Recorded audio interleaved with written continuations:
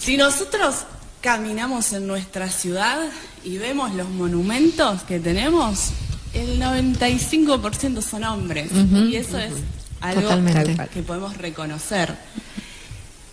Si encontramos mujeres, que las hay, encontramos dos tipos.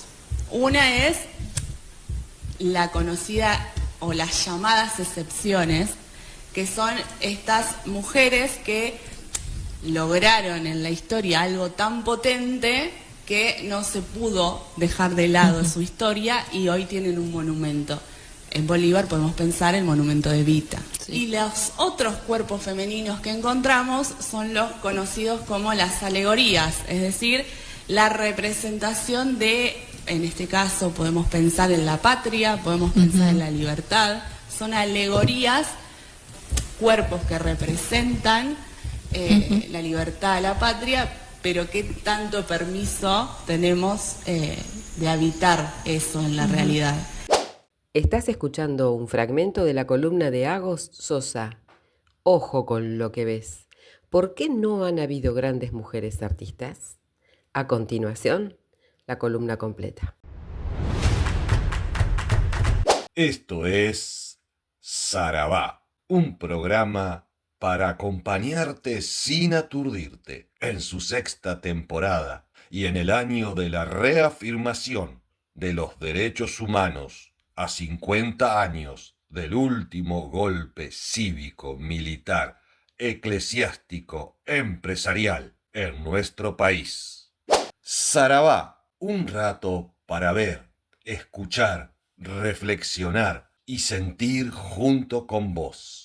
Producido y conducido por Silvana Rena, Mónica González y Silvana Alcaraz, con la operación técnica y algo más de Santiago Santos.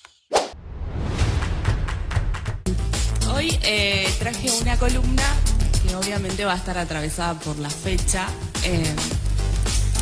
Cuando dije, bueno, ¿de qué puedo hablar? Dentro de las artes visuales tenemos un montón de imágenes de las que podríamos hablar y que podríamos deconstruir sobre las fechas patrias, sobre la historia, pero me pareció mucho más interesante hablar de una forma visual que transmite y que es mucho más potente, que son los monumentos, que están en el espacio público, el espacio que transitamos todos, y son imágenes que continuamente estamos viendo y que las tenemos súper naturalizadas. Muy pocas veces nos detenemos a ver qué nos dicen esos monumentos. Y como siempre digo, todas las imágenes, sean un dibujo, una pintura o una escultura, nos está comunicando un montón de cosas. Si nosotros caminamos en nuestra ciudad y vemos los monumentos que tenemos, el 95% son hombres. Y eso es algo que podemos reconocer. Si encontramos mujeres, que las hay, encontramos dos tipos. Una es la conocida o las llamadas excepciones, que son estas mujeres que lograron en la historia algo tan potente que no se pudo dejar de lado su historia y hoy tienen un monumento. En Bolívar podemos pensar el monumento de Evita. Claro. Sí. Y los otros cuerpos femeninos que encontramos son los conocidos como las alegorías, es decir, la representación de, en este caso podemos pensar en la patria, podemos pensar en la libertad, son alegorías, pero son, si tenemos que ser realistas, son cosas a las que casi no tenemos mucho acceso o no hemos tenido mucho acceso. Somos cuerpos que representan la libertad, la patria, pero qué tanto permiso tenemos de habitar eso en la realidad. Estas son las dos formas más comunes que encontramos de los cuerpos femeninos. Y llego hasta ahí porque si, como leía Sil, si tenemos que pensar en cuerpos negros, si tenemos que pensar en pueblos en pueblos originarios, ahí ya es muy, no se nos vienen menos a la cabeza. haciendo esta especie de intro a lo que son los monumentos y yendo a lo específico hoy, sobre todo a la fecha, quise hacer esta primera, esta introducción al tema, porque si bien en los últimos años se han hecho revisiones y hemos empezado a conocer nuevos personajes de nuestra historia, que son mujeres, creo que todas podemos mencionar a una, y eso es súper importante, las formas en que seguimos representando a estas mujeres sigue teniendo, dentro de lo visual, sigue encajando en determinados estereotipos. Ahí el operador, si me puede poner la primera imagen, traje el ejemplo para la fecha, que es Juana Zurduy, todos la conocemos. Sí. Además, es súper interesante como personaje dentro de nuestra historia y por todo lo que logró, pero encaja en esto que yo les decía de la excepción, la mujer que es una excepción en la historia. Se hizo un monumento de ella. El tema es cómo la solemos ver a ella dentro de las imágenes, porque para que un personaje ingrese dentro del relato oficial, se usan determinadas características visuales para que encastre dentro de estos relatos oficiales que siguen siendo hegemónicos. Una de las formas es esta especie de masculinización de la imagen. Es esta persona, es como, le permito a esta persona ser parte de nuestra historia, pero la tengo que representar con estas características del prócer masculino. Entonces, por lo general, hasta las facciones se modifican para poder encajar en ese estereotipo visual que hemos construido de nuestros próceres y de los que accionan en la historia. Esa es una de las formas para presentar a estas mujeres, que sigue siendo desde una mirada masculina. Yo le permito ser parte del relato oficial, pero la voy a presentar con estereotipos. Ese es uno. Y si no, caemos de vuelta en la sexualización. En mostrar a ese cuerpo desde un lugar más erótico. Estas son dos imágenes que son conocidas de Juana Zurduy, en donde se ve súper claro la diferencia que estoy mostrando, en cómo es la línea cuando quiero sexualizarla y cómo es la línea cuando la quiero masculinizar. Es muy marcada esa construcción visual, porque siguen siendo las dos formas en que mostramos a las mujeres. Vuelvo a decir, porque por más de que durante estos años hemos rescatado un montón de mujeres, todavía nos cuesta modificar lo que tenemos súper naturalizado. Y en lo visual se nota un montón eso. Cómo todavía nos faltan de construir muchas cosas para poder presentar a esta mujer que estuvo en un campo de batalla como probablemente haya estado, porque no me la imagino. No, para nada. Así. Está muy, demasiado producida, prolija, sí. El blanco en una batalla. El blanco, con una especie de pollera. Claro, re cómoda. Podría ser héroe de una historieta, una heroína. Tranquilamente. Sí, la otra cara, bueno, para los que no están viendo, es muy masculinizada, ¿no? Rasgos muy masculinos. Es lo mismo que pasa con Remedios, se tiende a representarla de esa forma. Por esto que les digo, todavía nos cuesta pensar a estas mujeres habitando en actividades o haciendo actividades masculinas. Entonces se meten esas cosas que son estereotipos a la hora de dibujarlas o representarlas. Esto lo marco porque es lo que vamos a ver en los monumentos, es lo que nos están contando cada vez que cruzamos una calle y vemos o una alegoría que probablemente esté desnuda, porque las alegorías siempre están desnudas, o las vamos a ver todavía con estos estereotipos muy naturalizados. Después, pensando en, voy a hablar de monumentos, pero me pareció interesantísimo hablar de monumentos, obviamente atravesados por una perspectiva feminista, pero unos 100 años atrás, a esas mujeres que recién empezaban a organizarse en grupos feministas cuáles eran sus intereses y de qué forma los monumentos fueron un interés. Hace unos 100 años atrás, pensemos que estábamos a unos años del centenario de la Revolución de Mayo. Entonces se hizo una fiesta enorme en el país, con un montón de festejos, un montón de actividades. Dentro del centenario se propusieron un montón de monumentos, que son la mayoría los que conocemos hoy en día.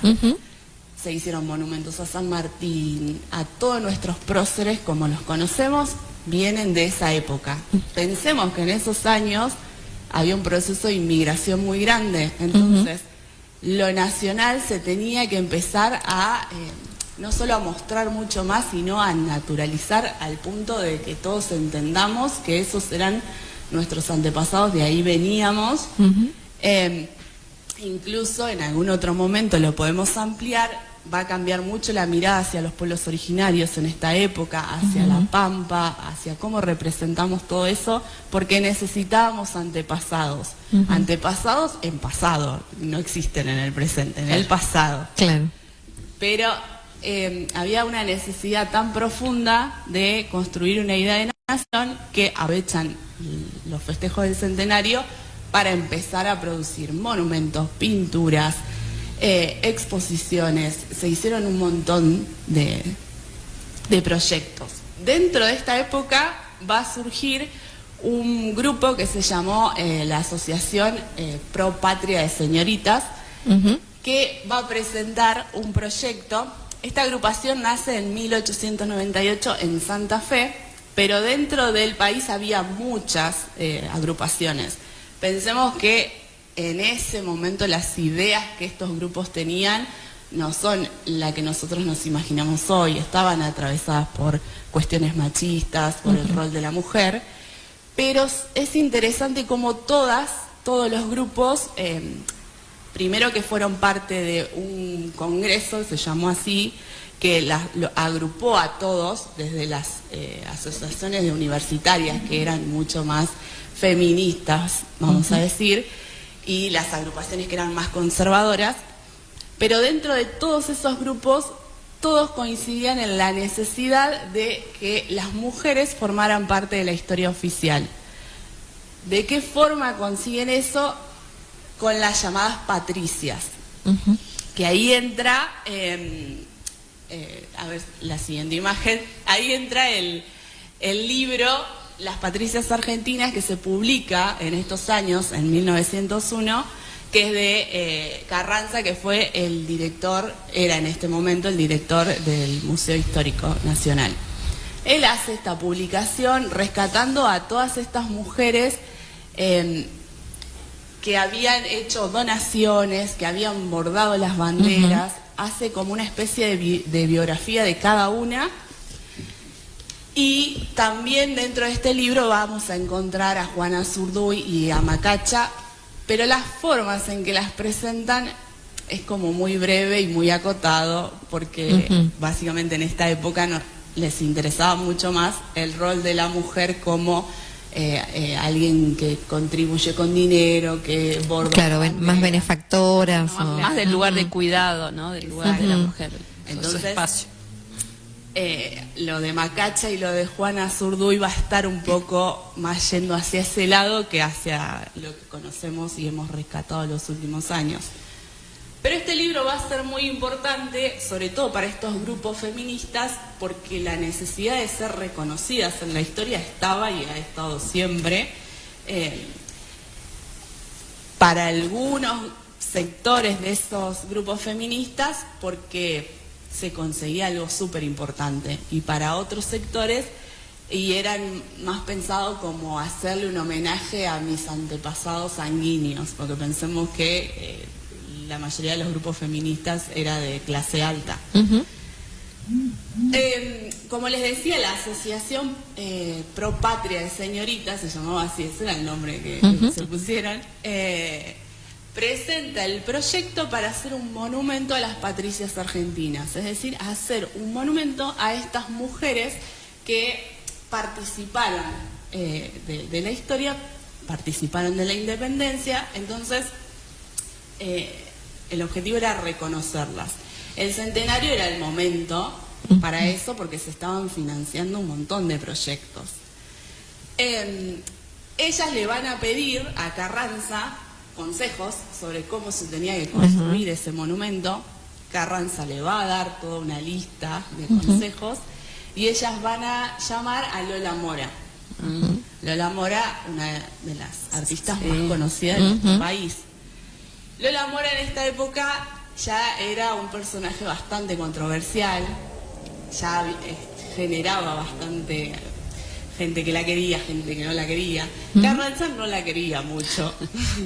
Y además es un personaje que ha sido siempre bastante de romper ciertas normas para la época.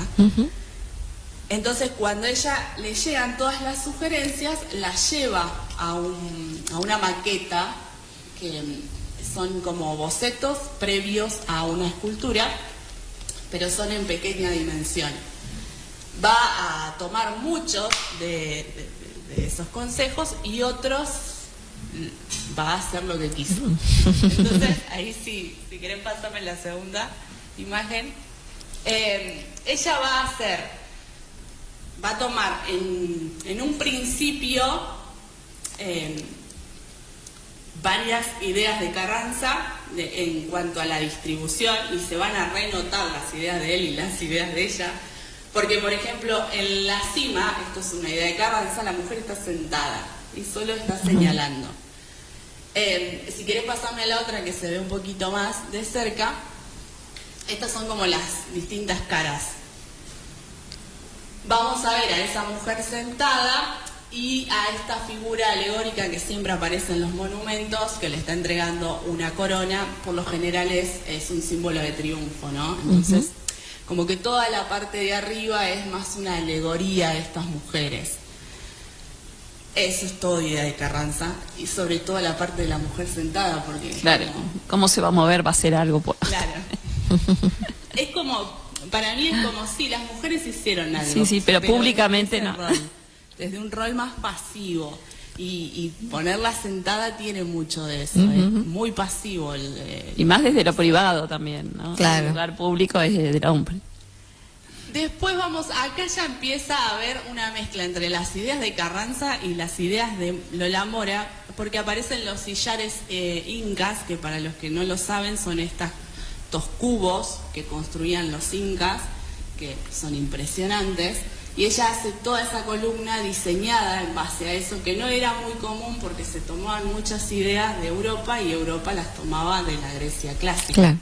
Entonces, usar características visuales de los pueblos originarios o de los antepasados no era muy común.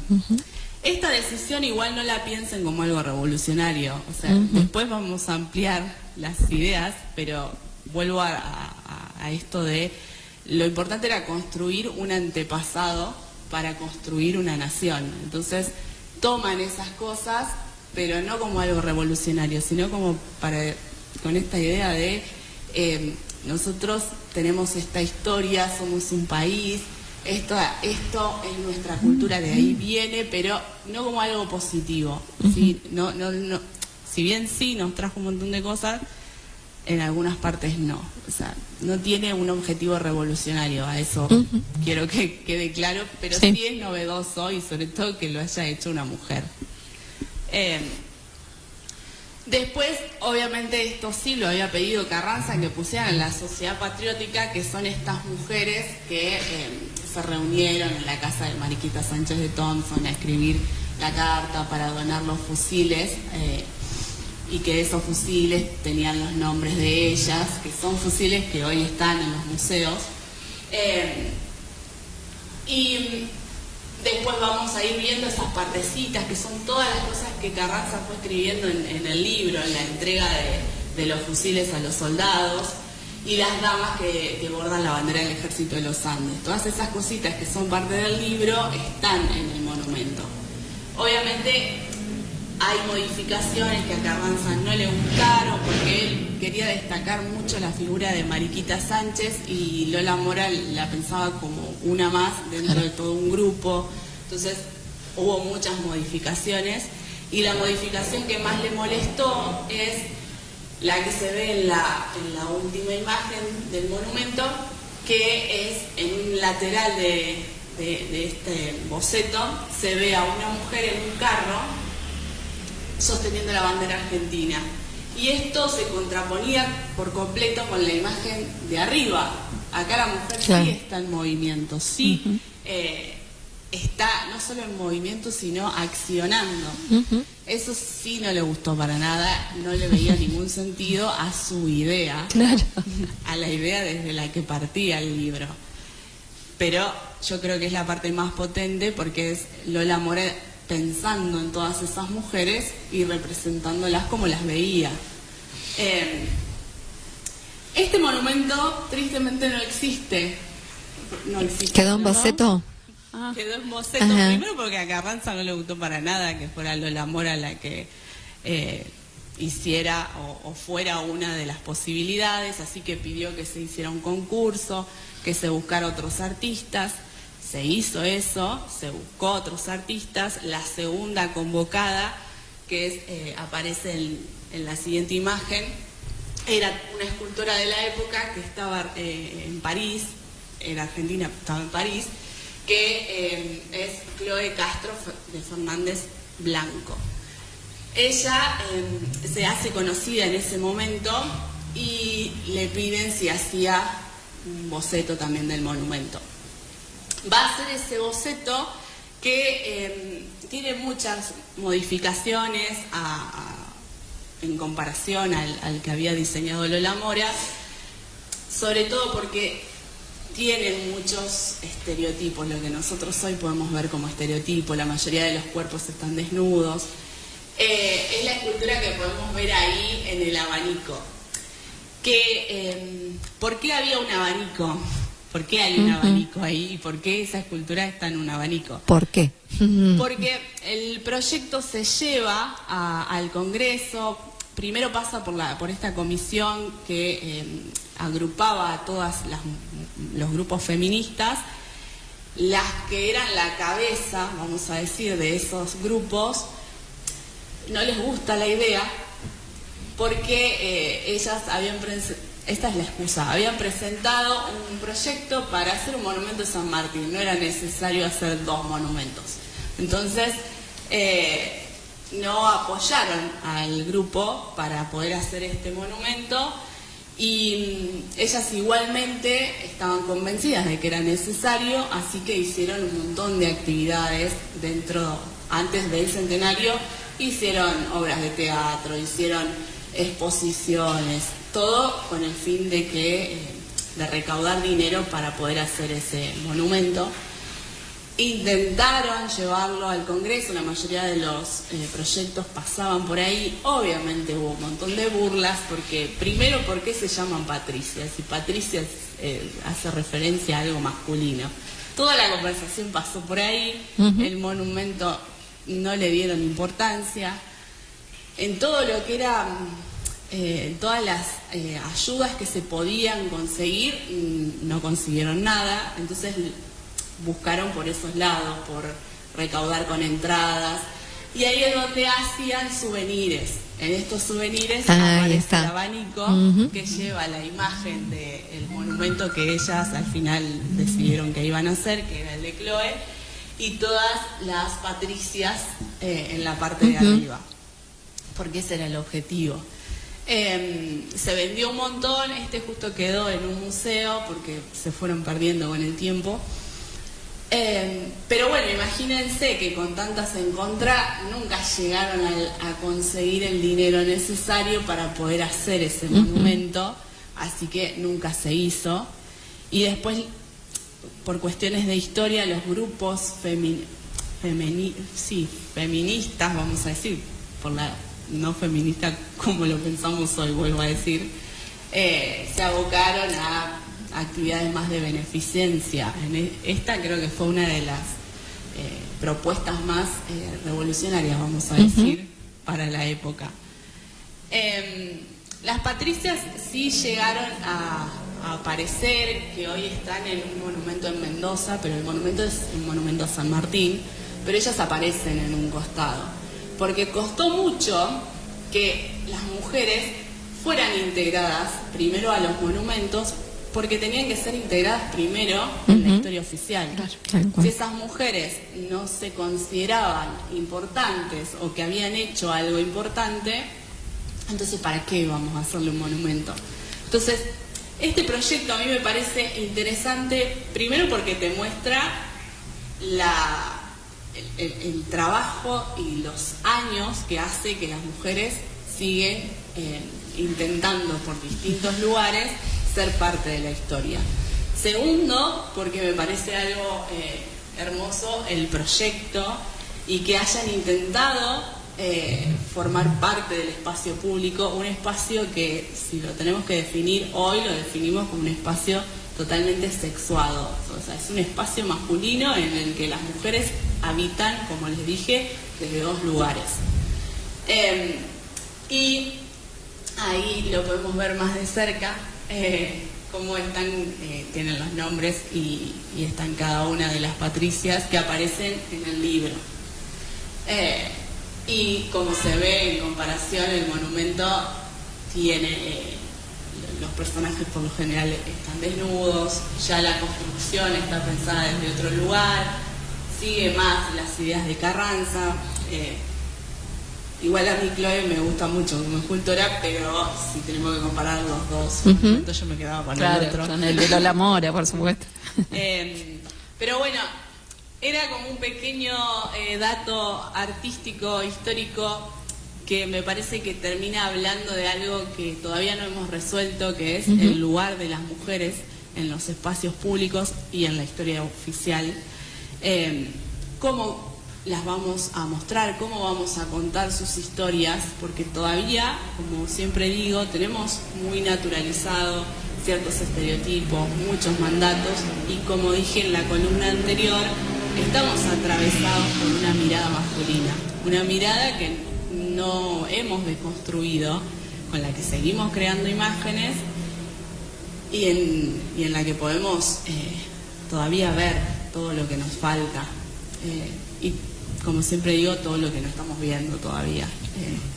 Pero bueno, esa era un poquito la idea para poder hablar y relacionar a las artes visuales con la fecha y nada, bueno, esa era un poco la idea. Claro, sí, que a mí me sorprendo con nuestro programa, con Sarabá, porque siempre se aprende algo, ¿no? Siempre, O sea, pasa totalmente. todo el tiempo, porque no es solamente desde el arte, sino desde el conocimiento, de decir, bueno, me asombra todo lo que podemos seguir aprendiendo, más allá de lo que uno propone o las perspectivas que proponemos, pero con fundamentación, con conocimiento, y cuánto debe haber que no sabemos también, ¿no? Sí, eso es lo más lindo, que siempre uno aprende cosas nuevas. Y como siempre digo, las artes visuales es un lenguaje, para empezar. Es un lenguaje que no hemos aprendido a leer, es un lenguaje, como digo, que vemos todo el tiempo, en todos los espacios de nuestra vida, pero no lo terminamos de... Pero yo ahora es para prestar, a mí me pasa personalmente, de prestar más atención, ¿no? Totalmente. Cuando miramos quiénes aparecen ahí, cómo se representan esas personas que aparecen. Sí, y me parece también interesante porque es la única forma de hacer una modificación que al final es lo que estamos buscando hace siglos prácticamente. Sí. Bueno, muchísimas Agos, gracias. Muchísimas gracias Sí. por traer luz siempre desde el arte a estas perspectivas que abonamos desde Sarabá. Estuviste escuchando un podcast de Sarabá. Si te gustó este contenido, apoya nuestra comunidad suscribiéndote a YouTube o Spotify. Muchas gracias.